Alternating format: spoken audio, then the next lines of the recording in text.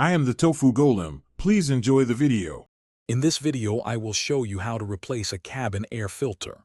First, let's access the filter housing. Begin by opening your glove compartment on the passenger side and removing everything inside. Next, you'll need to gently detach the small dampener arm on the right side. Then, carefully push in on both sides of the glove compartment to release the two stopper tabs, allowing it to swing down completely.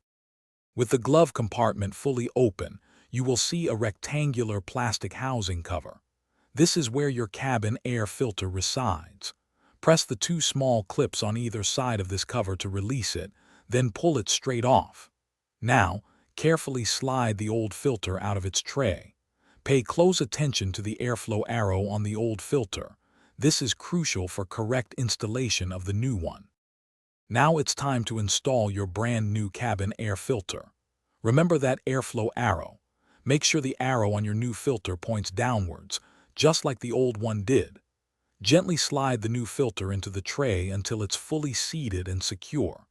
Once the new filter is in place, reattach the plastic housing cover, ensuring both clips snap firmly into position for a tight seal. Almost done. To reassemble, first push the glove compartment back up and re-engage the two stopper tabs into their respective slots.